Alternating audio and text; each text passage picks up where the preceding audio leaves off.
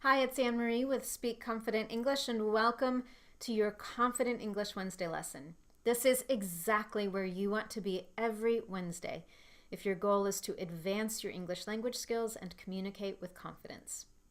This Wednesday, I am super excited about our lesson because I've asked my friend and fellow English teacher, Cara, from Leo Listening, to share with you a lesson on how to better understand native speakers when they talk or to understand conversational English.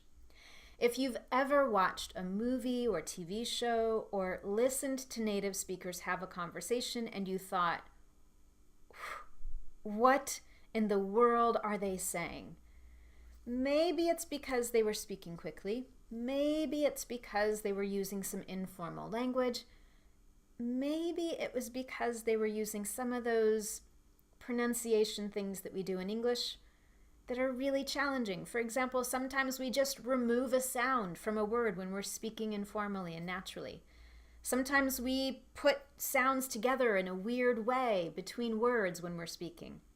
And if you don't know those sort of informal rules, it can be almost impossible to understand native speakers. But today's lesson is going to help you know exactly what those things are. What do we do? What are some common habits that we have in our pronunciation where we remove sounds or combine sounds together? And even better, it will help you know how to do this so that you can use it in your own speech and sound more natural when you communicate in English.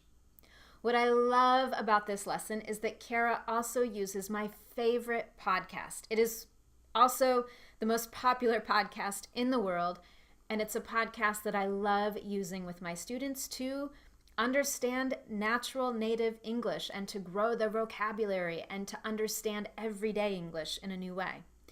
So that's what you're going to do in today's lesson, but it is a different lesson from usual. So I want to give you some recommendations of how to use this in the most effective way so that you can really learn from it, learn to understand native conversational English, and also use it in your own speech.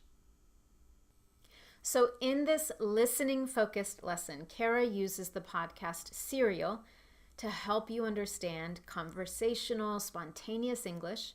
And she has a blogcast for you in the lesson as well, which means you can listen to her as you read. And I highly recommend that you do that.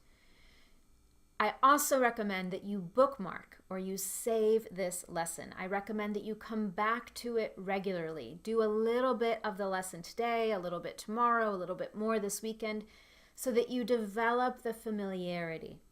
There is so much here in this lesson, and I don't want you to miss any of it. When you do this lesson, you'll be able to understand some of these key pronunciation things that we do in English again and again when we're speaking in conversational, spontaneous situations. It will help you understand movies, TV shows, the entire Serial podcast, and native speakers more easily.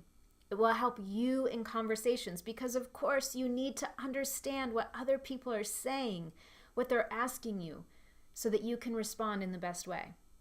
And as I mentioned earlier, it will also help you sound more natural in English when you use some of these same styles or tactics or informal pronunciation rules.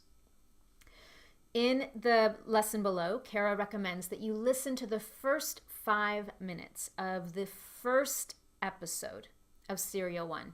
That is what she'll focus on in the lesson.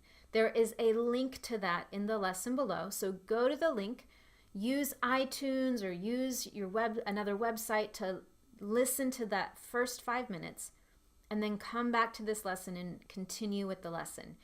It might be useful to you to go back and forth to listen to a little bit of the podcast and then come back and have Cara explain what are they really saying and how can you begin to understand that every day when you're listening to native speakers in their common, spontaneous speech.